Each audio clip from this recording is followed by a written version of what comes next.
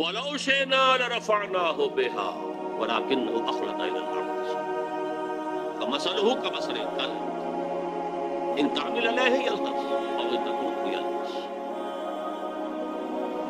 فَاقْصُصِ الْقَصَصَ ذَلِكَ مَثَلُ الْقَوْمِ الَّذِينَ كَذَّبُوا بِآيَاتِنَا فَاقْصُصِ الْقَصَصَ لَعَلَّهُمْ يَتَفَكَّرُونَ. میرے اور آپ کے لیے لمحہ فکریہ ہے، رونے کا موقع. میں مرثیہ کا لفظ اس لیے استعمال کیا. آج ہم کہاں پہنچ گئے؟ اگرچہ جب تک سانس تب تک پاس، جب تک اللہ مہلت دے رہا ہے اسے ہم غنیمت سمجھیں اور کمر ہمت کسیں دوبارہ کچھ کرنے کے لیے. ورنہ یہ کہ حالات جہاں تک پہنچ گئے ہیں، اب میں زیادہ وقت نہیں لینا، کون نہیں جانتا. کوئی دن جاتا ہے کہ جس دن آپ کے اخبار میں خبریں نہ ہوں خودکشیوں کی، بھوک کی وجہ سے، افلاس کی وجہ سے. یہ ملک جس کو اللہ نے کیا کیا نعمتیں عطا کی، یہ ملک جو ابتدائی سالوں میں کتنا خوشحال تھا، یہ ملک کے جو سیاح آتا تھا ہندوستان سے وہ کہتا تھا کہ ہم ایک پسماندہ ملک سے ایک ترقی یافتہ ملک میں آ گئے، اور جو یہاں سے ادھر جاتا تھا وہ کہتا تھا ترقی یافتہ ملک سے ایک پسماندہ ملک میں آ گئے. آج حال کیا ہے؟ مشرقی پنجاب کے اندر تمام فارمرز کے لیے بجلی مفت. صرف مشرقی پنجاب کافی ہے پورے ہندوستان کو فیڈ کرنے کے لیے. ہمارا کیا حال ہے؟ ہمارے کھیت سوکھے رہتے ہیں، بجلی کا بل کون ادا کرے گا؟ ذرا کھڑے ہو جائیے، جو نہر انہوں نے نکالی 700 میل لمبی نہر نکالی، 700 میل، اور راجستھان کو ہرا بھرا کر دیا ہے. کوئی کھڑا ہو سندھ کی سرحد پر، تھرپارکر کی سرحد پر، ادھر نظر آئے گا ٹیمے ٹیمے، ریت ہی ریت، اور ریگستان ادھر گلو گل.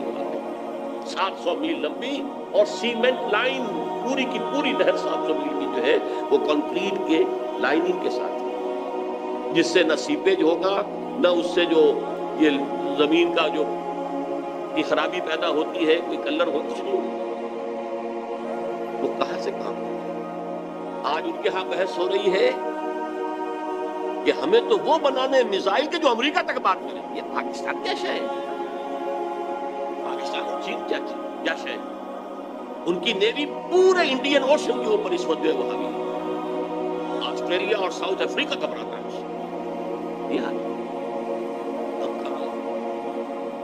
کس جگہ کھڑے؟ یہ ذلت، ضربت علیہم الذلۃ والمسکنۃ وباءوا بغضب من اللہ. لیکن جب تک ابھی اللہ مہلت دے رہا ہے. ویسے تو صحیح بات یہ ہے کہ سن 71 میں اگر وہ یک طرفہ سیز فائر نہ ہوتا، اللہ نے وہ جو اللہ کی انگلیوں میں ہوتے ہیں تمام انسانوں کے دل، نکسن کا جس کو کہ گاندھی مر گئی کہتے کہتے pro Pakistan tilt of Nixon administration. Nixon نے ڈائریکٹ لائن کے اوپر جو ہاٹ لائن کے اوپر کوسیجن سے، کوسیجن نے جو ہے ڈائریکٹ کہا ہے اندرا گاندھی سے، بس جو ہو گیا ہو گیا، یونیلیٹرل سیز فائر. ورنہ ہمارا حال کیا تھا؟ سیالکوٹ کا سیکٹر ٹوٹا ہوا تھا، راجستھان کا سیکٹر ٹوٹا ہوا تھا، لے دے کر ایک ٹھکا خان جو ہے ٹاسک فورس لے کر بیٹھا ہوا تھا سلیمان کی ہیڈکوارٹرز پر. ایئر فورس ہماری تقریباً جو ہے وہ مفلوج ہو چکی تھی. وہ اواکس کے قسم کے جو ہے وہ ہیلی کاپٹر رشیا نے اسے دے دیے تھے کہ ہمارا ہلتا بھی تھا جہاز تو انہیں معلوم ہو جاتا. ہماری نیوی کو ہٹ کر گئے وہ آ کر ہماری بندرگاہ کے اندر. لینڈ ڈیفنسز کی فکر ہو رہی تھی کہ کہیں وہاں اتر ہی نہ آئے ہماری خشکی کے اوپر سمندر کے راستے سے. بہرحال اللہ نے ہمیں فریش لیز دی تھی، لیکن آج کی تاریخ تک ہمارے لچھن وہی ہیں، ہمارا شب و روز وہی ہے، ہمارے صبح و شام وہی ہیں. قطعاً اور حالات خراب سے خراب تر ہوئے. جو اربوں کے غبن ہوئے وہ تو بعد میں ہوئے. جس طریقے سے کہ اس ملک کی معیشت کا بیڑا غرق کیا وہ تو بعد میں ہوا. ہم اور دھستے چلے گئے. وَلَٰكِنَّهُ أَخْلَدَ إِلَى الْأَرْضِ، زمین میں دھستا چلا گیا. وہ نقشہ ہے بادشاہ. اب ذرا چند منٹ میں نے عرض کیا تھا نا، یہ 175 176 177 آیات یہ ہیں جن میں ہماری تصویر ہے.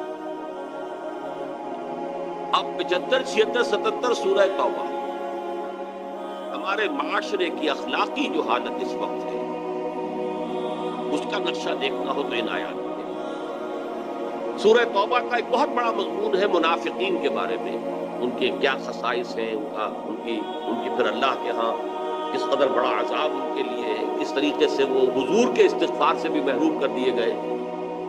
استغفر لهم او لا تستغفر لهم ان تستغفر لهم 70 مرة فلن يغفر الله لهم۔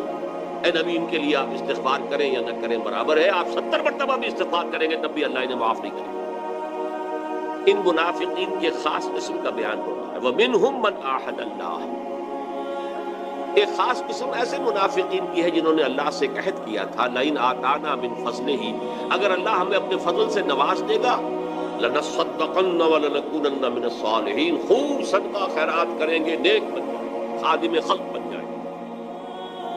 فَلَمَّا آتَاهُم مِّن فَضْلِهِ، جب اللہ نے انہیں اپنے فضل سے نواز دیا، بَخِلُوا بِهِ وَتَوَلَّوْا وَهُمْ مُعْرِضُونَ، اب اس دولت کے ساتھ بخل سے کام لیا، تجوریاں بند کر لی اور اپنی پیٹھ موڑ لی، اعراض کیا، بھول گئے وعدے۔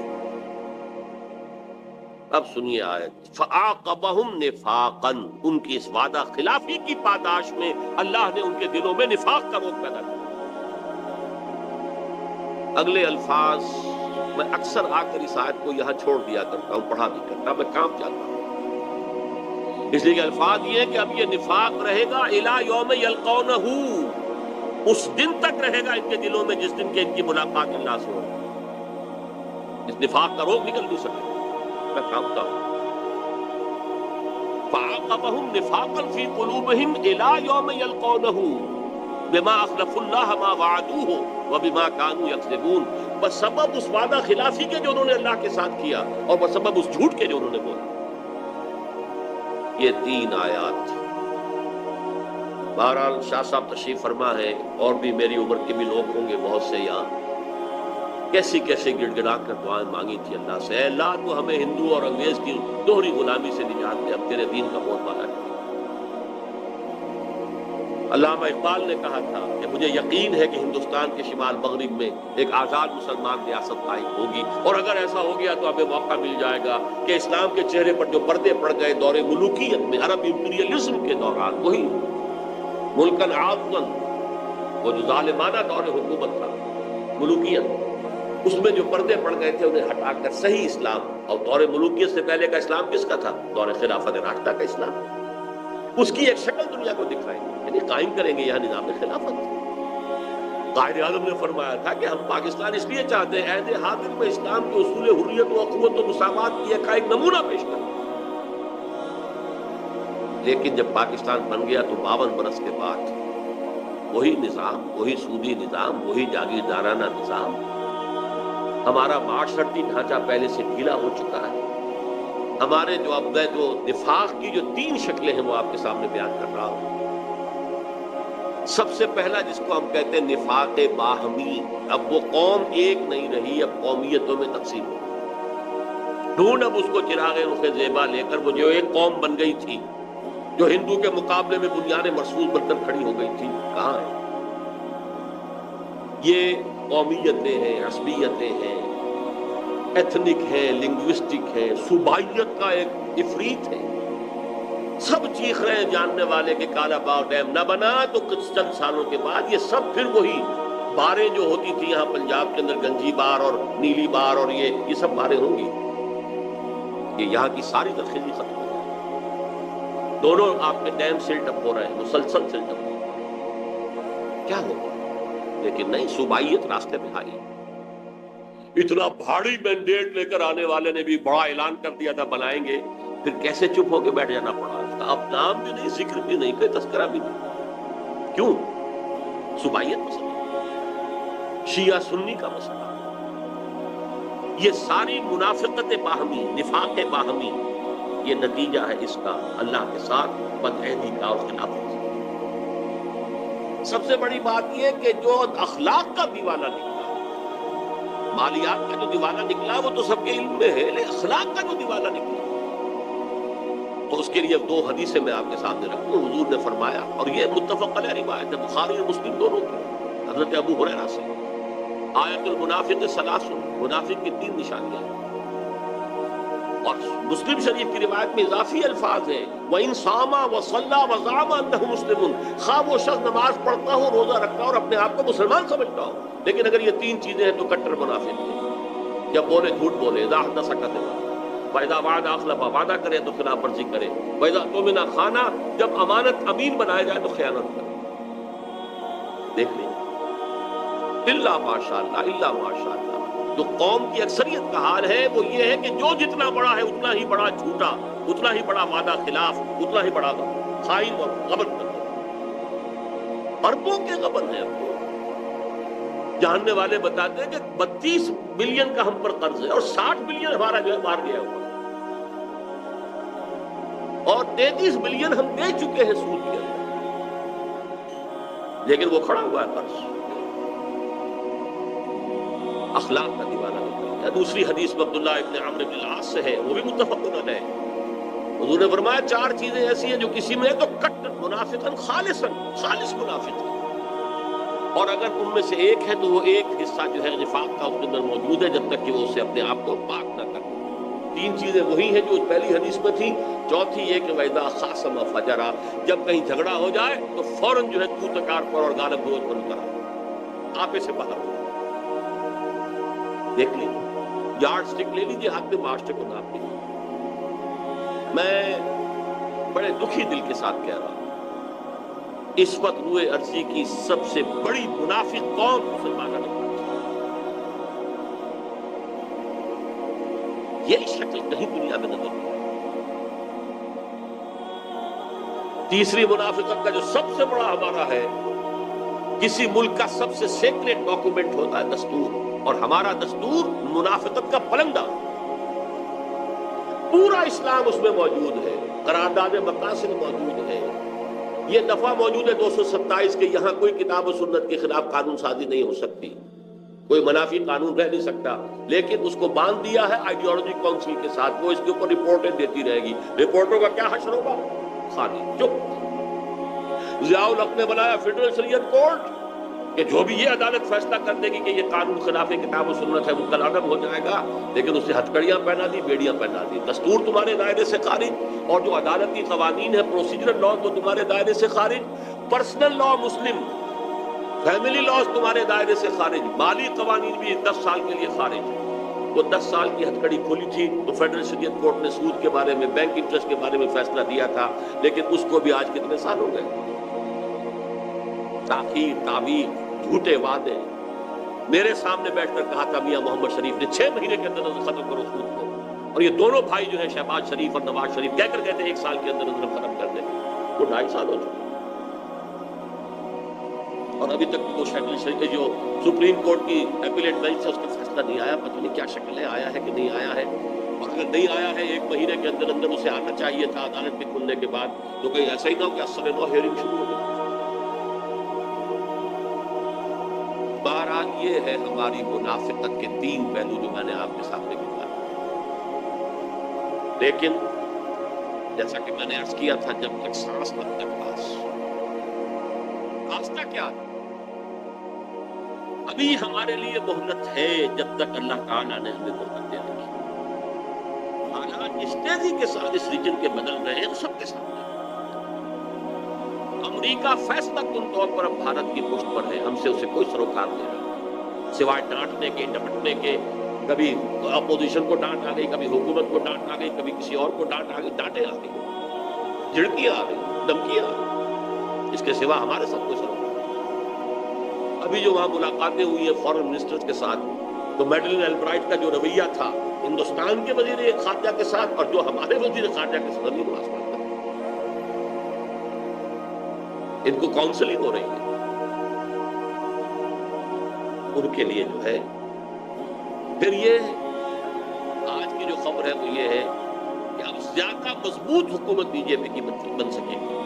تقریباً جو ریزلٹس جو ہیں آج جو آئے ہیں، اب ان کی پوزیشن ایسی ہو گئی ہے کہ شاید انہیں، خیر وہ ایبسولوٹ میجورٹی بی جے پی کی تو نہیں، اس کے الائز کے ساتھ جو ہے، لیکن بہت مستحکم حکومت ہوگی، وہ اتنی باریک حکومت، اتنی کمزور حکومت نہیں۔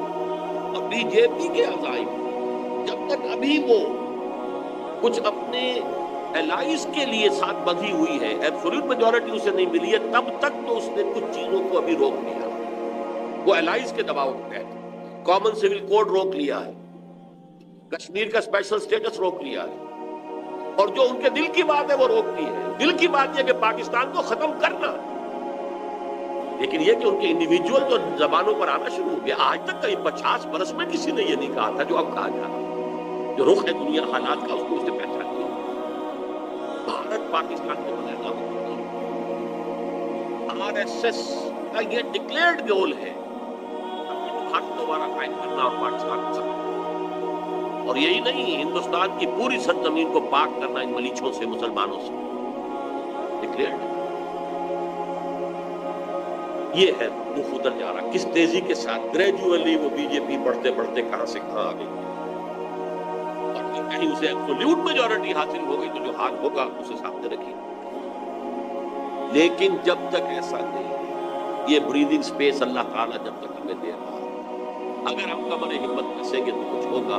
لیکن اب میں اجمالاً صرف یہ بتاؤں گا کہ نظام خلافت ہے کیا، اس لیے کہ جیسا کہ آپ کے سامنے آ چکا ہے، میں نے یہاں 4 لیکچرز دیے تھے غالباً جنا ہال میں، نظام خلافت حقیقت میں کیا ہے، جب تک نبوت کا سلسلہ جاری تھا اس وقت تک کیا تھا، ختم نبوت کے بعد اس کی شکل کیا ہے جو خلافت راشدہ میں بنی، اب اس کی شکل کیا ہے۔ عبدالرزاق صاحب نے جو صرف وہی ذکر کیا ہے کہ اب اگر نظام خلافت قائم ہوگا تو اس کا سیاسی نظام کیا ہوگا، معاشی نظام کیا ہوگا اور سماجی، نہیں، میں نے تو اس سے اصولی بحث کی۔ خلافت اصل میں اسے کہتے ہیں کہ اللہ کی زمین پر اللہ کی حکومت ہے۔ اللہ جو ہے براہ راست حکومت نہیں کرتا، جب تک نبوت جاری تھی جو انبیاء ہوتے تھے وہی اللہ کے خلیفہ ہوتے تھے، اس لیے کہ ان کے پاس حکم آ رہا ہے، جیسے وائس رائے ہوتا تھا دہلی میں بیٹھا ہوا، ہمارا بادشاہ یا ہماری ملکہ تو انگلستان میں ہوتی تھی، وائس رائے ہوتا تھا۔ ان دونوں کے درمیان ربط کیا تھا، جو حکم وہاں سے آئے گا، ہز میجسٹیز گورنمنٹ، ہر میجسٹیز گورنمنٹ کا، وہ تو اسے نافذ کرنا ہے، وائس رائے کو اس میں چور و چرا نہیں کر سکتا۔ جہاں کوئی حکم وہاں سے نہیں آیا، یہاں لوکل اپنے حالات کو دیکھ کر جو بہترین اس کی رائے بنے گی، اپنے ججمنٹ، اپنے اجتہاد سے فیصلہ کر سکتا ہے۔ یہ خلافت ہے، یہ وائس ریجنسی ہے۔ ہمارے لیے تو بہت آسان ہے کہ 1947 سے پہلے جو نظام تھا تقریباً 100 برس جو رہا ہے وہ کیا ہے، 90 برس نظام رہا ہے 1857 سے 1947 تک۔ اس سے پہلے تو ایسٹ انڈیا کمپنی تھی، لیکن اس کے بعد 1857 کے بعد سے یہ خلافت کا نظام تھا۔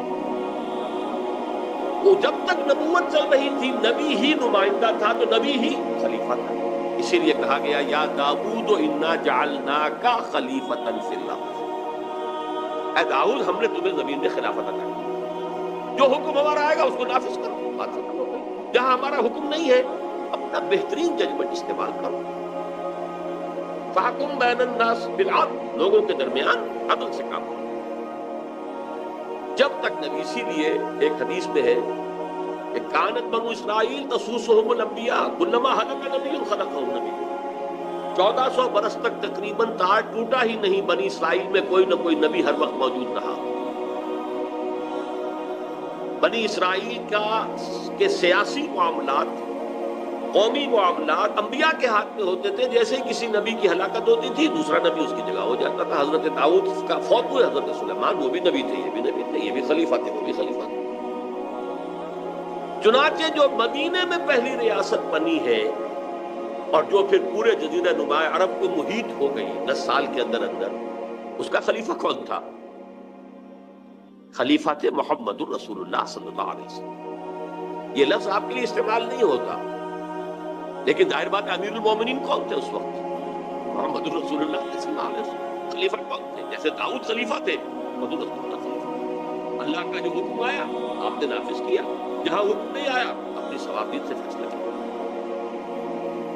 البتہ جب حضور پر نبوت ختم ہو گئی، اب اجتماعی خلافت کا دور شروع۔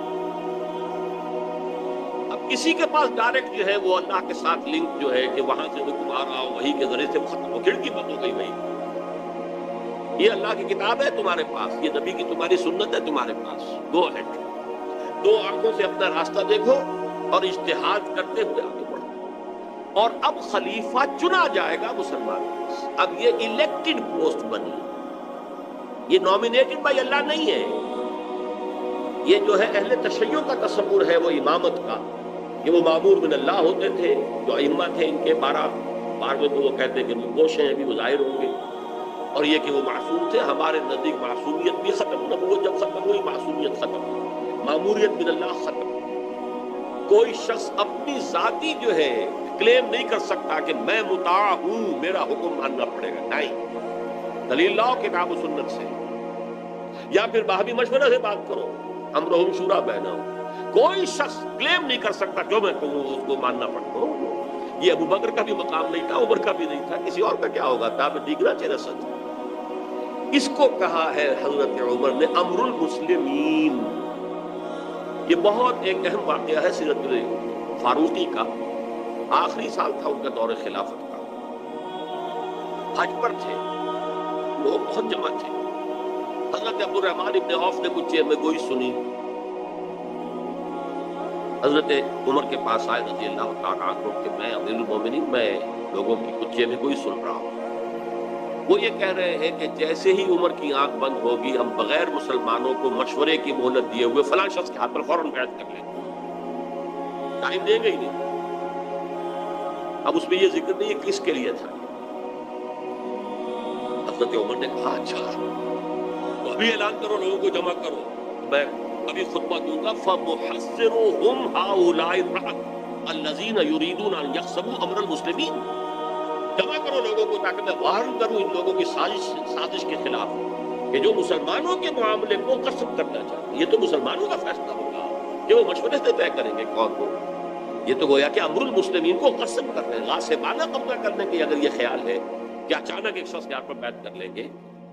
تو انہوں نے یہ پھر مشورہ دیا کہ امیر المومنین یہ موسم حج ہے، ہر طرح کا آدمی آیا ہوا ہے، ہر کونے سے آیا ہوا ہے، خامخواہ یہاں کوئی کنٹروورسی شروع ہو گئی تو کوئی اس کے برے نتائج نکل سکتے ہیں، آپ مدینہ منورہ جا کر یہ کام کیجئے۔ تو انہوں نے مان لیا، مدینہ جا کر پہلا کام یہ کیا ہے کہ خطبہ دیا، اس میں تفصیل سے کہا کہ یہ امر المسلمین ہے، اگر من بایع امیرا عن غیر مشورہ بالمسلمین فلا بیعت لہ، اگر مسلمانوں کی باہمی مشاورت کے بغیر کسی کے ہاتھ میں بیعت ہو گئی تو وہ بیعت جو ہے نل اینڈ وائڈ۔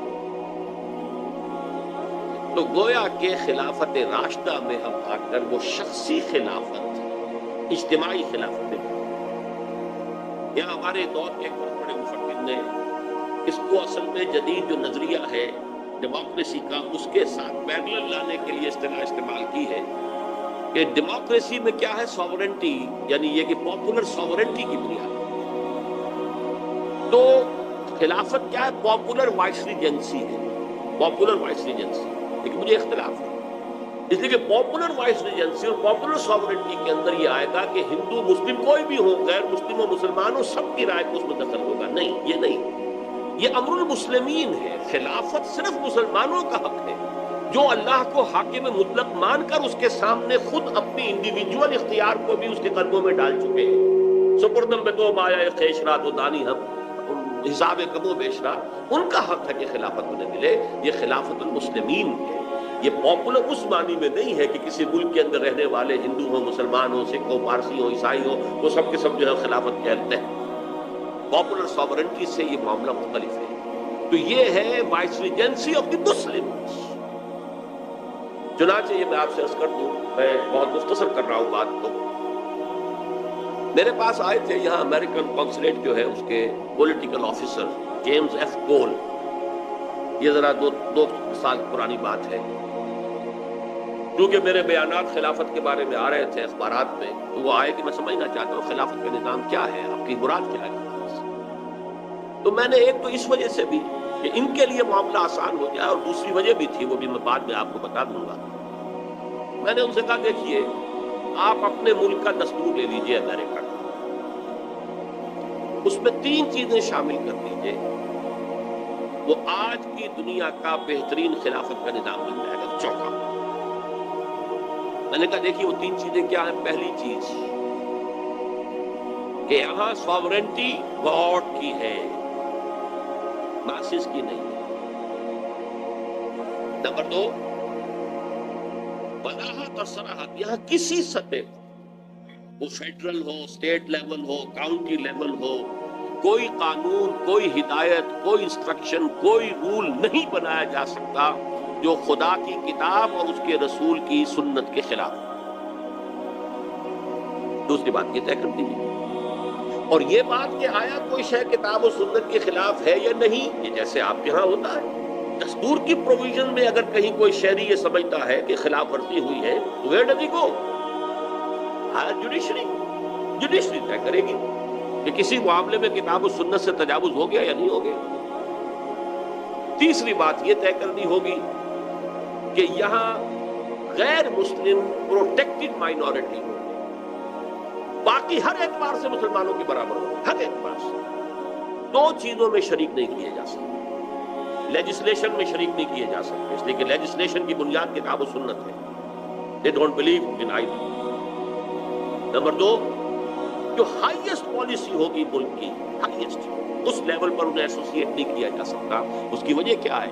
جہاں بھی اسلامی ریاست اور خلافت قائم ہو جائے گی، اس کی ٹاپ پرائرٹی یہ ہوگی کہ یہ نظام پوری دنیا میں پھیلے، یہ ٹاپ ہوگی۔ ظاہر بات ہے کہ نان مسلم سے ہم یہ توقع نہیں رکھتے کہ وہ سبسکرائب کرے گا اس کو اور اس کے ساتھ اس کی سوچ ہوگی، بس۔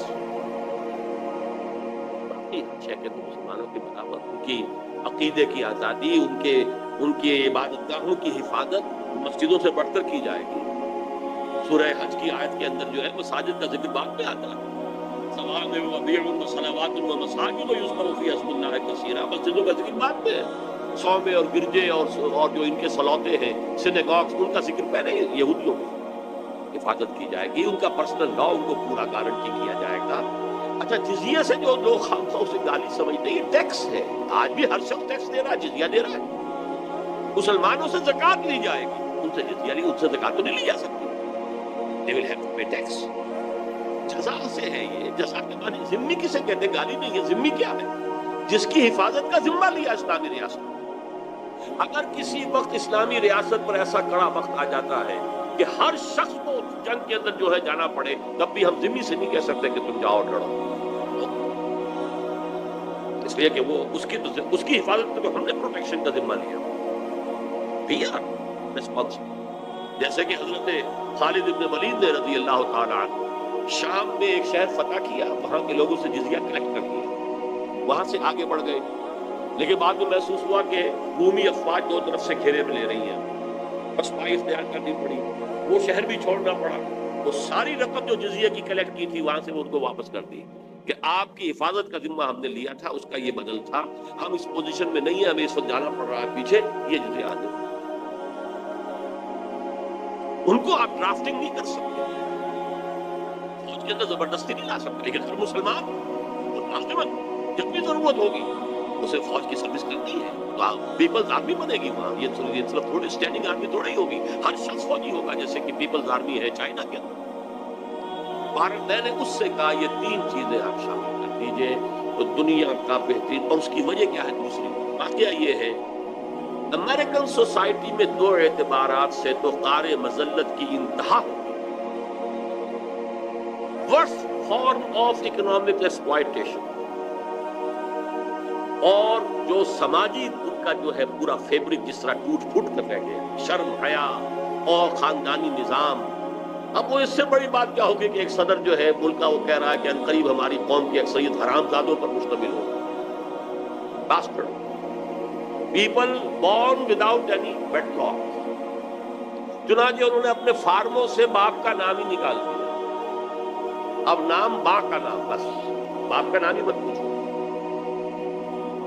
یہ حال ان دونوں اعتبارات سے تو انتہائی ذلت میں نجات۔ مٹھی بھر یہودی سرمایہ دار ہیں، ٹریلینز کے اندر ڈیٹ ہے امریکہ کا، اور ڈیٹر کون ہے؟ قرض خواہ کون ہے؟ یہودی قرض خواہ۔ چنانچہ ساؤدرن اور ویسٹرن اسٹیٹس جو ہیں یونائیٹڈ اسٹیٹس آف امریکہ کی، ان میں زبردست تحریک چل رہی ہے۔ کتنا وقت لگتا ہے اسے میچور ہونے میں نہیں کہہ سکتا۔ وائٹ کرسچین ملیشیاز، انہوں نے اسلحہ جمع کیے ہوئے ہیں، ان کی بڑی جو ہے جمعیت ہے۔ ان کا کہنا یہ کہ federal government of the United States of America is a hostage in the hands of Jews, اور ہمیں ایک اور آزادی کی جنگ لڑنی پڑے گی، جیسے کہ ہم نے انگریزوں سے، برطانیہ سے آزادی کے لیے جنگ لڑی تھی، ایک اور جنگ لڑنی پڑے گی، اور ہمیں اپنے آپ کو آزاد کرنا یہودیوں سے۔ ان کی ہٹ لسٹ پر سب سے پہلے یہودی ہے، پھر مسلمان ہے، پھر وہ جو افرو امریکنز ہیں، چاہے عیسائی ہو چاہے مسلمان، لیکن ٹاپ پر یہودی۔ بہت اسلحہ جب انہی میں سے ایک شخص تھا جس نے کہ اوکلاہوما کی جو تھی فیڈرل بلڈنگ جو ہے اڑائی، فیڈرل، اس لیے کہ فیڈرل گورنمنٹ سے انہیں شدید نفرت ہے کہ it's a hostage in the hands of the Jews. اور ان کا واقعہ یہ 1913 کے بعد سے عجیب ہے. ایک ایسا ملک ہے کہ جو اپنی کرنسی کنٹرول نہیں کر سکتا. The issue of dollar, control of dollar is the hand of the banks. ان کو نام تو ریزرو بینک وغیرہ دے دیا جاتا ہے، وہ سب پرائیویٹ بینک ہے، کوئی وہاں سرکاری حکومت کا بینک نہیں ہے، اور یہ سب یہودیوں کے ہاتھ میں. تو بہرحال اس اعتبار سے اچھی طرح سمجھ لیجئے کہ یہ جو نظام ہے دو اعتبارات سے تو نہایت نیچے ہے، لیکن پولیٹیکل انسٹیٹیوشنز کے اعتبار سے ٹاپ. انسٹیٹیوشنز کو ایوالو جس طریقے سے کیا، جس طرح صدر کا جو ہے وہاں پر امپیچمنٹ کا ایک معاملہ موجود ہے کہ بھاگ گیا تھا نکسن امپیچمنٹ کا لفظ سنتے، حالانکہ کس قدر اس کے پاس اختیارات ہیں، اور پھر اس کا جو نظام جو ہے بہت خلافت راشدہ سے ملتا ہوا. صدر کے ہاتھ میں جو اختیارات ہیں، جس کو چاہے وزیر بنائے، وزیر نہ سینٹ سے ہوگا کوئی ضروری نہیں، بلکہ سینٹ کا کسی آدمی کو وزیر بنائے گا تو وہاں سے اس کو استعفیٰ دینا پڑے گا. وزیر جو ہے نہ وہ اس سے ایسے کانگریس سے ہوگا نہ سینٹ سے ہوگا، صدر کے ہاتھ میں اختیار، جس کو چاہے وزیر بنائے. جو بھی ایکسپرٹ ہے، مالیات کا ایکسپرٹ ہے، ضروری نہیں کہ وہ الیکشن لڑ کر بھی آ سکتا. کوئی ہے جو ڈیفنس کے معاملات کا بہت بڑا ماہر ہے، ضروری نہیں کہ اس کے پاس بلینز ہو، وہاں بلینز کے بغیر تو الیکشن لڑا نہیں جاتا. Not necessary that he should be able to succeed in an election. یہ نظام بہترین اور ڈی سینٹرلائزیشن کی یہ انتہا ہے کہ کاؤنٹی لیول کے اوپر تھانے دار بھی الیکٹڈ، شریف، میئر الیکٹڈ، تھانے دار الیکٹڈ. یہ سارے دھندے پولیس کے، اور یہاں سے ایس پی کو وہاں بھیج دو، اور یہ فلاں جو ہے ٹائیگر جو ہے یا کوئی اور ہے اس کو وہاں بھیجو، ان کو ان کی جا کے جو ہے وہ مزاج درست کرے. لوکل آدمی ہے، شریف ہے، اور اس قدر فریڈم نظر آتی ہے پولیٹیکل وہاں پر ہے. وہ دیکھنے کو نظام جو ہے وہ تو چونکہ ووٹنگ کا نظام ہے اور جو سارے ذرائع ابلاغ یہودیوں کے ہاتھ میں ہے، تو ایک طریقے سے اس وقت ڈی فیکٹو جو ہے وہ بن گیا ہے. اس کے معاشی نظام کی وجہ سے ڈی فیکٹو تو وہ ہے ڈکٹیٹرشپ آف دی کیپیٹلسٹ، لیکن انسٹیٹیوشن جو انہوں نے ڈیولپ کیے ہیں وہ میرے نزدیک سوشل ایوولوشن کی ٹاپ ہے. اس حوالے سے میں نے کہا کہ اگر یہ تین چیزیں داخل کر دی جائیں، اس دور کی بہترین جو ہے خلافت قائم. یہی وہ بات تھی کہ جو میں نے بڑی امیدوں کے ساتھ خیال تھا. 50 برس پورے پاکستان کو بننے کے بعد یہ ہوا ہے کہ مسلم لیگ کے نام سے ایک جماعت، وہ حقیقی مسلم لیگ ہے یا نہیں ہے، تو نام تو مسلم لیگ ہے نا، اس سے ایک جماعت آئی ہے، اتنا ہیوی مینڈیٹ اسے ملا ہے. پھر یہ کہ خاندان وہ ہے جو مرکزی حکومت میں اور سب سے بڑے صوبے کی حکومت میں جو ہے برسر اقتدار آیا ہے، جو کم سے کم ہماری مذہبی روایات کا تو کم سے کم کاربند ہے، ان کا احترام کرنے والا ہے. مذہب کے کی سطح پر توقع ہوئی، اور ایک خط میں نے چھوٹا سا لکھا تھا، اور میاں شریف صاحب تینوں بیٹوں کو لے کر آ گئے، پھر دوبارہ بھی آ گئے. میں نے ان کے سامنے رکھا کہ آپ سب سے پہلے شروع کریں دستور سے، دستور کی منافقت ختم کیجئے، اس میں جو لیکیونا ہے وہ ختم کر دیجئے. یہاں شک آیا ہو، وہ ہم نے خاص طور پر ندائے خلافت کا ایک اسپیشل ایشو شائع کیا تھا، تکمیل دستور خلافت. خلافت کے دستور کے اعتبار سے جو خلا ہے، جو چھوڑے ہوئے آپ نے جو چور دروازے، وہ بند کر دیجئے. اس کا پورا لفظ بلفظ جو ہے سدھی ہے. اور جو پرائم منسٹر ہاؤس کے اندر ملاقات کی ان سے جا کر میں نے اپنے وفد کے ساتھ، تو وہاں جنرل عبد المجید ملک نے 2 دفعہ کہا کہ میاں صاحب انہوں نے تو کام اپنا کر دیا ہے، اب تو آپ کا کام ہے. اور 2 ہی مرتبہ نواز شریف صاحب نے کہا جو اپنے راجہ ظفر الحق صاحب سے کہ راجہ صاحب اب پھر تیاری کیجئے اور یہ امینڈمنٹ تیار کیجئے. وہ امینڈمنٹ آئی ہے 15ویں، تو وہ جس شکل میں آئی ہے بیڑا غرق. اس کے اندر جو ہے وہ اپنی ایک خصوصی اختیار قائم کرنے کے لیے، اور اس کے اندر جو ہے دودھ کچھ تھوڑا سا دیا بھی ہے، ایک جملہ اس میں صحیح ہے، باقی اس میں مینگنیاں جو ڈالی گئی ہیں اس نے جو ہے اس کو ختم کر کے رکھی. یہ حال جو ہے، اور یہ وہ اسی منافقت کی بات، وعدے اور وعدہ خلاف. اتنے اونچے لیول کا آدمی جو ہے اسی ملک کے اندر اگر وہ یہ کرتا. بہرحال خلافت کیا ہے اس پر تو میں اس سے زیادہ اب نہیں جاؤں گا. معاشی نظام، سماجی نظام، چونکہ آج خاص طور پہ اعلان کر دیا ہے عبدالرزاق صاحب نے کہ 50% پر وہ کتاب آپ کو مل جائے، اس کتاب کو پڑھیے. اصلاً خلافت کیا ہے، جب تک نبوت جاری تھی وہ کیا تھی، خلافت راشدہ میں کیا تھی، اور اب کیا ہوگی، اس میں کیا فرق ہوگا. ایگزیکٹ خلافت راشدہ دوبارہ نہیں آ سکتی. خلافت راشدہ زمینہ تھا دور نبوت کا، جتنا تزکیہ محمد رسول اللہ نے کر دیا تھا صلی اللہ علیہ وسلم لوگوں کا، آج تو ہم توقع نہیں کرتے. وہاں لائف لانگ خلافت تھی اور خلیفہ کے جتنے اختیارات تھے اس میں کوئی چیکس اینڈ بیلنسز نہیں تھے. یہ چیزیں تو ہم آج نہیں کر سکتے. آج تو ہمارے پاس اس طرح کے لوگ موجود نہیں ہیں. ہمیں تو چیکس اینڈ بیلنسز کا نظام رکھنا پڑے گا. انسٹیٹیوشن جو ڈیولپ ہوئے وہ لینے پڑیں گے. بہرحال اس میں میں تفصیل میں نہیں جانا چاہتا. اب آخری بات قائم کیسے ہو. دیکھیے سب سے پہلی بات تو یہ کہ ایک لفظ توبہ، یا ایھا الذین آمنوا توبوا الی اللہ توبۃ نصوحا، اے ایمان والو توبہ کرو اللہ کی جناب میں، لیکن خلوص کے ساتھ، اخلاص کے ساتھ. اور یہ توبہ اشخاص سے، افراد سے شروع ہوگی. افراد کے ہاتھوں میں ہے اقوام کی تقدیر. ہر فرد ہے ملت کے مقدر کا ستارہ. یہ افراد توبہ کریں. اور توبہ کا مطلب کیا ہے؟ دیکھیے کل کی کل شریعت پر نہ میں عمل کر سکتا ہوں نہ آپ کر سکتے ہیں. شریعت میں تو یہ بھی ہے کہ چور کا ہاتھ کاٹو، نہ میں کاٹ سکتا ہوں نہ آپ کاٹ سکتے ہیں جب تک کہ نظام نہیں بدلے گا. لیکن جتنی شریعت پر آج میں عمل کر سکتا ہوں، چاہے نکو بن جاؤں، معاشرے میں وہ کہیں دقیانوسی ہے، لیکن شریعت پر عمل کرنا ممکن ہو، اس پر عمل کرنا لازماً ضروری ہے، تب توبہ صحیح ہوگی. ورنہ وہ توبہ یہ نہیں ہے کہ آپ نے دارڑ صاحب نے جیسے کہا تھا کہ ایک یوم توبہ منا لو. کوئی توبہ کی تسبیحیں کرنے سے توبہ نہیں ہوتی. اپنی معاشرت، اپنی معاش سے جو ہمارا دائرہ ہے، جو چیزیں خلاف اسلام میں نکال باہر کرو، یہ توبہ کی شرطیں لازم ہیں. یہ توبہ توبوا الی اللہ توبۃ نصوحا. اور اب میں اس میں 3 کا ذرا پہاڑا پڑھوں گا آپ کے سامنے. 3 آیتیں سورہ آل عمران کی، 102، 103، 104. سہ نکاتی پروگرام میری کتاب بھی موجود ہے اس پر، امت مسلمہ کے لیے سہ نکاتی پروگرام. پہلا کیا ہے؟ یا ایھا الذین آمنوا اتقوا اللہ حق تقاتہ ولا تموتن الا وانتم مسلمون. پہلے تو افراد خود اللہ کا تقوی اختیار کریں، اور وہ مسلمان ہو عملاً مسلمان. وہ مسلمان جس کے لیے اقبال نے کہا ہے چمی گویم مسلمانم بے لرزم کہ دانم مشکلات دائرہ. وہ مسلمان. جب تک یہ نہیں ہوگا کچھ نہیں. نعروں سے، جلوسوں سے، جلسوں سے، دھرنوں سے کچھ نہیں. آپ ڈسٹیبلائز کر دیں گے کسی گورنمنٹ کو، کوئی ہنگامہ ہو جائے گا، ہو سکتا ہے حکومت ختم ہو جائے، کسی کی بساط نپٹ جائے، کوئی اور بساط کھل جائے، چہرے بدل جائیں. جب تک افراد کے اندر، اشخاص جب تک تیار نہیں ہوں گے، افراد جب تک نہیں ہوں گے کہ جو شریعت پر کاربند. نمبر 2 نقطہ کیا ہے؟ وَاعْتَصِمُوا بِحَبْلِ اللَّهِ جَمِيعًا وَلَا تَفَرَّقُوا. ایک بات میں اور عرض کرتا ہوں آپ سے،